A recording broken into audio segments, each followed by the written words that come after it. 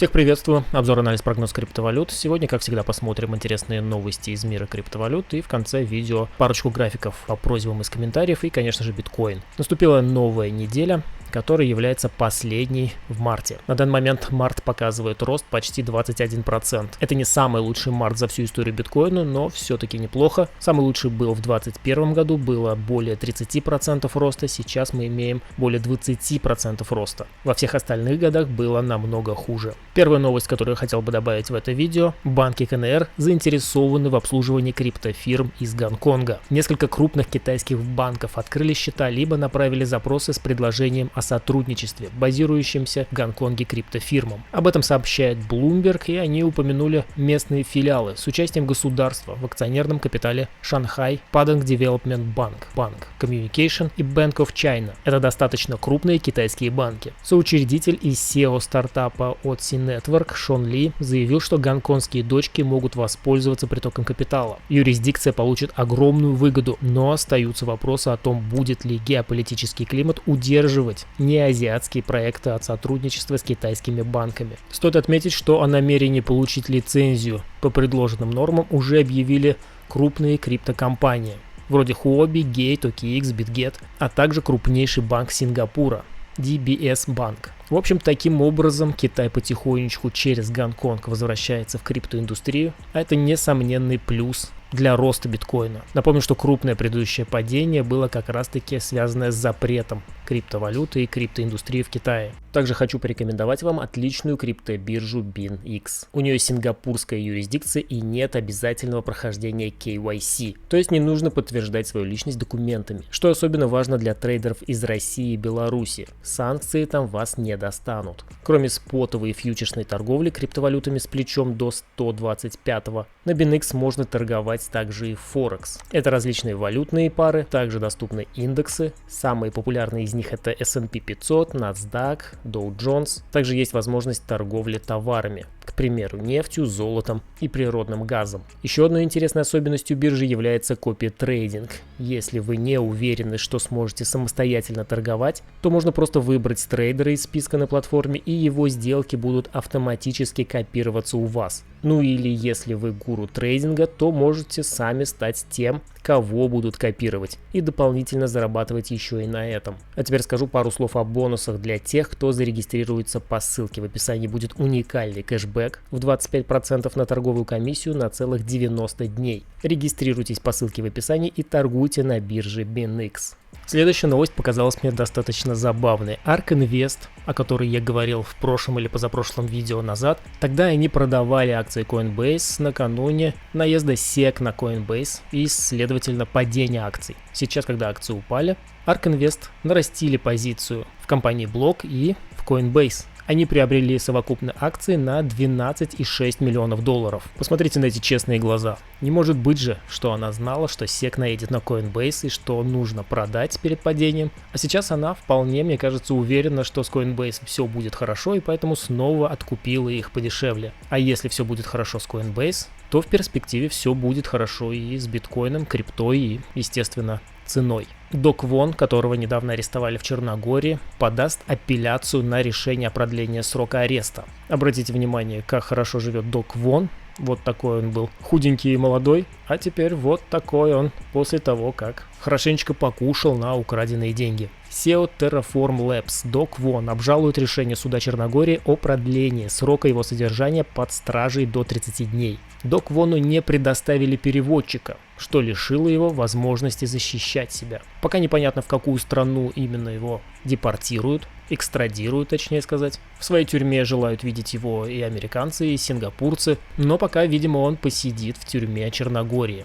Как минимум 30 дней. И последний заголовок в новостном блоке. Законодатели США представили законопроект о регулировании блокчейна. Согласно нему, деятельность разработчиков не должна регулироваться наравне с кастодиальными сервисами. Законопроект подразумевает, что разработчики блокчейна и поставщики криптовалютных услуг, не занимающиеся хранением средств, не считаются организациями по переводу денег. Поэтому деятельность разработчиков не должна контролироваться по аналогии с биржами криптовалют и другими сервисами для хранения криптоактивов. Законотворцы подтверждают, что блокчейн и криптовалюты сложно вписываются в действующие законы. По их мнению, федеральные регулирующие органы и законодатели пытаются впихнуть экосистему блокчейна в жесткие рамки и подогнать ее под определения, которые для этой технологии не имеют смысла. Они считают, что не стоит усложнять, если майнинговая компания или разработчик программного обеспечения не хранит пользовательские средства, значит они не оказывают услуги по переводу или хранению денег, что в принципе звучит логично. Это еще не закон, это всего лишь предложение, это законопроект, посмотрим, пройдет ли он,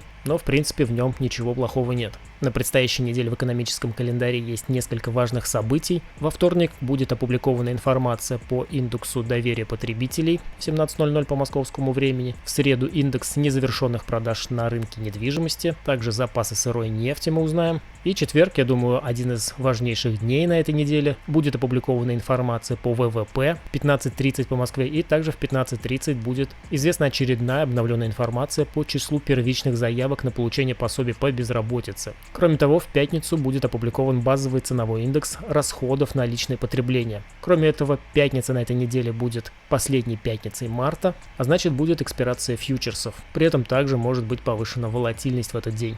Ну теперь давайте перейдем на графики. Начинаем, как всегда, с биткоина. Что произошло у нас за выходные? На дневном таймфрейме все без изменений, предположительно волна 1, после которой вполне вероятно коррекция, но разгружаться графики пошли в боковике. Объемы по-прежнему падают, индикатор падает, а вот цена держится примерно на одном и том же уровне, что можно увидеть на 4-часовом таймфрейме. И здесь уже начинает просматриваться треугольник. Является ли это треугольником, либо это движение всего лишь похоже на треугольник, мы узнаем после того, как мы пробьем его. Но в любом случае явное понижение хаев и явное повышение лоев. Если же все-таки это будет являться треугольником, то, как мы знаем, он является предпоследней волной в структуре старшего порядка. И если это так, то какое движение можно предположить касательно выхода цены из этого треугольника? Давайте на часовике глянем. Если треугольник не является волной связкой, то вполне данная коррекция может проходить как А, Б, С, Д, еще одно снижение в волне Е и затем рост в еще один импульс, который будет завершением волны 1, либо, как мы видели на монете NEO в предыдущих роликах на прошлой неделе, треугольник может быть волной связкой. То есть импульс и треугольник начинается только отсюда. А, Б, С, Д, Е. И тогда мы уходим вниз и затем уже рост. Пока треугольник не пробит, оставлю вариант именно вот такой. Вполне вероятно, что структуру волны 1 мы могли бы еще и не завершить. И здесь у нас развивается предпоследняя волна именно для того, чтобы завершить волну 1. Но в любом случае это всего лишь краткосрочный прогноз, а долгосрочно остается без изменений после того, как завершится все вот это вот здесь так называемое коррекционное движение, либо завершение импульса перед коррекцией. В конечном итоге прогноз остается без изменений, это дальнейший рост. Я все эти движения не отторговываю, я больше торгую на дневном и на 4-часовом графике, поэтому, как вы помните, никаких шортов, а маленькие движения. Если заходить, например, в лонг вот на этот маленький завершающий отрезок, то будьте готовы, что, например, вас выбьет. Поэтому риски все стоит принимать согласно своей торговой стратегии, и кнопку Buy стоит нажимать только тогда, когда вы понимаете, сколько вы потеряете, если движение пойдет не туда, куда вы рассчитываете. Ну а прогноз по биткоину, я думаю, понятен. На эфириуме треугольник не такой явный, но он также может быть прослежен здесь на самом верху, потому что пики у нас понижаются, лои также у нас пока что повышаются. Либо здесь предпоследняя волна, после которой будет завершение волны 1 и пойдем в более серьезную коррекцию, либо мы уже вот эту серьезную коррекцию отыгрываем вот в таком слабом боковике, и волна в виде треугольника будет лишь волной связкой. Погнали дальше, давайте посмотрим, что у нас по альтам. Сегодня несколько монет рассмотрю, которые попросили в комментариях. Первый из них это интернет-компьютер, ИЦП.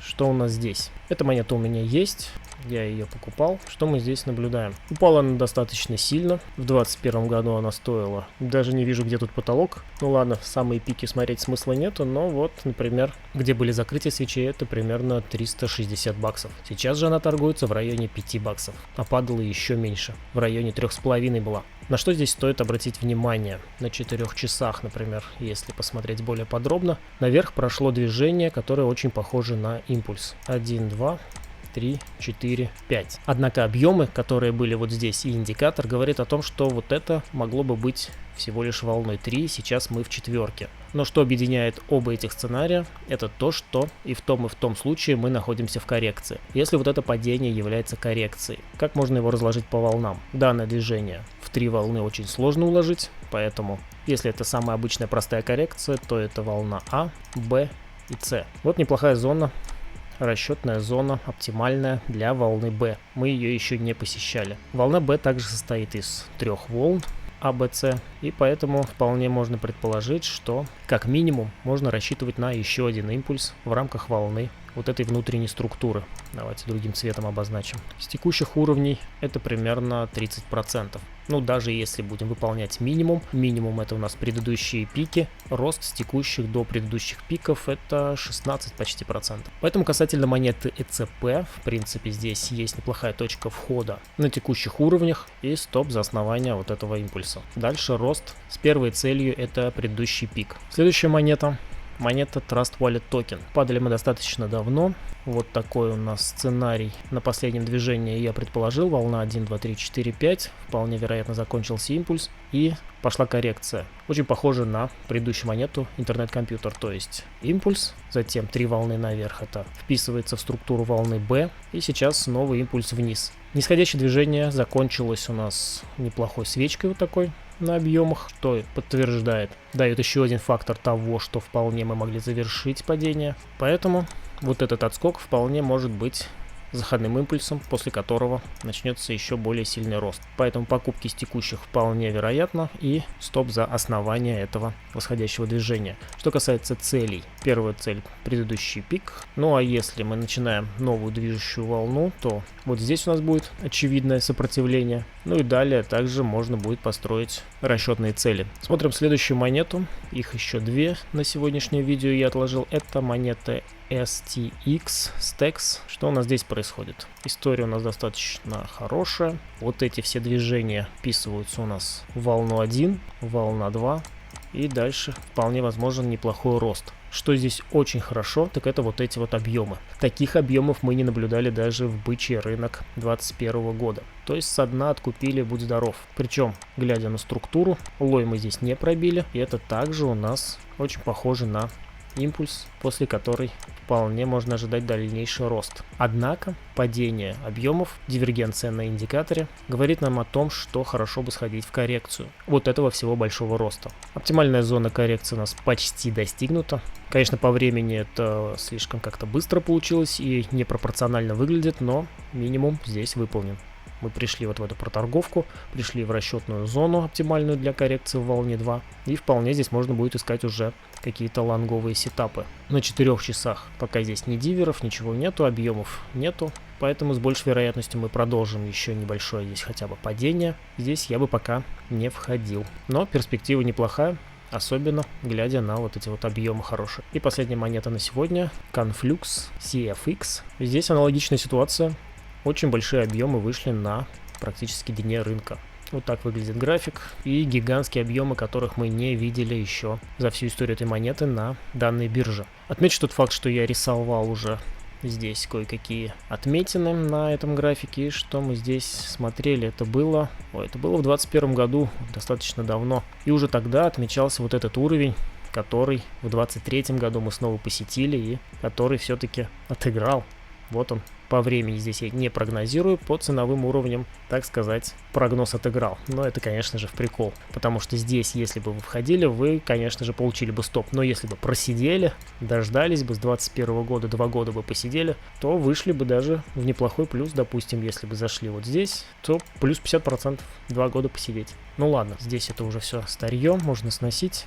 Что у нас на текущих значениях мы видим, как от дна пошел рост в 5 волн, что является импульсной структурой, что произошло на объемах. А это значит, что по аналогии, как и по предыдущей монете, мы видим вероятно всего импульс, после коррекции которого с большей вероятностью продолжится рост. Откуда у нас здесь пошел рост? Ну вот как раз отсюда и пошел. Монета очень похожа на предыдущую, и даже коррекция также прошла стремительно, коснувшись верхней грани оптимального уровня для коррекции. Переходя на 4 часа, смотрим, что здесь происходит. По структуре здесь не похоже, что завершена коррекционная волна, вполне вероятно можем сходить еще пониже. Однако по завершению этой волны с большей вероятностью направимся также наверх. Первая цель — предыдущий пик, неважно откуда мы здесь оттолкнемся, ну а дальнейшие расчетные зоны можно будет строить только тогда, когда мы сформируем окончание волны 2. Пока здесь также я бы не входил, но структура неплохая, можно будет дождаться здесь более явных факторов на рост и затем уже рассматривать лонговые позиции. Ну а на сегодня все, ставьте лайки, дизлайки, подписывайтесь, не подписывайтесь, как хотите. Также можете подписаться на телеграм-канал, ну и не забывайте регистрироваться по ссылке в описании на бирже BinX. Всем удачной торговли, счастливо!